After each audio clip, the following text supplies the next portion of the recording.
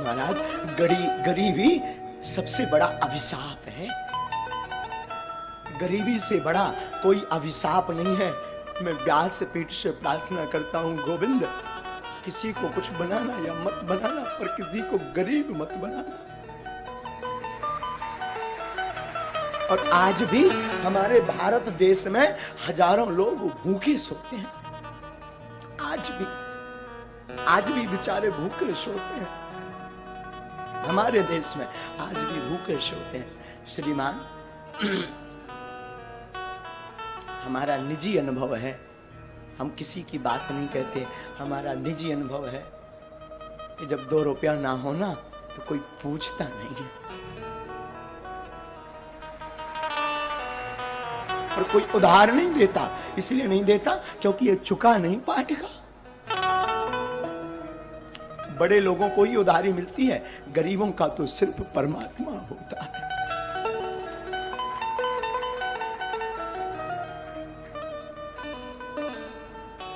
आचार्य महोदय, जब हम अपने गांव में रहा करते थे तो हम अपने गांव में भीख मांगते थे। 8 साल तक हमने भीख मांगी।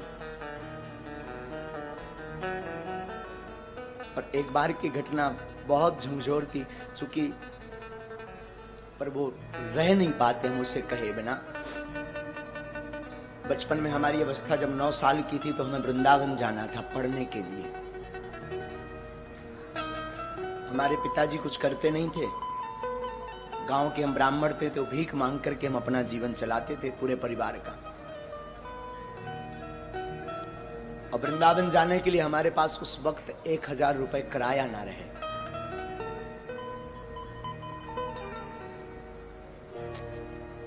सच कहूं, लोग उस वक्त निमंत्रण कार्ड भी नहीं देते थे, क्योंकि ये आएगा तो फटे कपड़े पहनकर आएगा तो हमारी शोभा खराब हो जाएगी।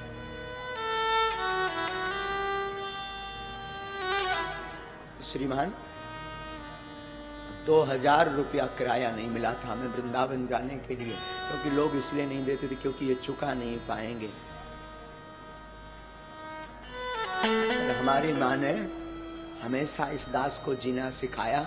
माँ और हमारे गुरुदेव कहा करते थे, बेटा जगत साथ दे या ना दे, पर गोविंद के सहारे तुम डटे रहना, गोविंद सहारा जरूर देंगे। और आज हनुमान जी ने ऐसा हाथ पकड़ा, आज हनुमान जी ने ऐसा हाथ पकड़ा कि जो लोग कल किराया नहीं देते थे वही लोग आज टोकन लेने की लाइन में खड़े 6-6 महीना। और बड़ी बात, जिस वृंदावन में हमें कथा सीखने जाना था उसी वृंदावन में हनुमान जी ने बास दे दिया, आश्रम बनवाना शुरू कर दिया। मैं व्यासपीठ से प्रार्थना करूं, तुम बड़े आदमी के घर पर जा पाना या मत जा पाना, पर जिसका कोई ना हो, अगर उसके घर पर दिवाली हो, महोत्सव हो, शादी हो, दुख हो, तो मेरी प्रार्थना है उसके घर तुम जरूर जाना। और आसपास उनकी सहायता जरूर करना जिनका कोई ना हो, क्योंकि बड़े आदमियों के तो हजारों रिश्ते होते हैं, 50 लोग सिंपैथी दिखाते हैं, भावनाएं अपनी प्रस्तुत करते हैं, पर गरीब के सामने ना कोई भावनाएं प्रस्तुत करता है ना भाव दिखाता है। गरीब के सामने तो सिर्फ गोविंद रहता है। पर तुम गोविंद बनने का नहीं सही, पर गोविंद का दास बनने का प्रयास करना, क्योंकि गरीबी बड़ी विचित्र होती। साधु जिसने देखी वही जानता है। जब तक फटे न पाऊं बीमारी का जाने, पीर पर आए। वो अंधेरी रातें, वो अकेलापन,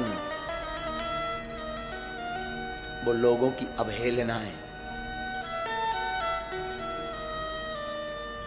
बड़े लोगों का लड़का अनार कर दे तो वो बड़े हैं, छोटों का कर दे तो अपराध है, छोटों का करे तो अपराध है।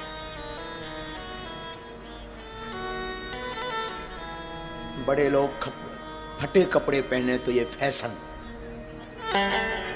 गरीब पहने तो औकात। कि हमारे देश की दुर्दशा।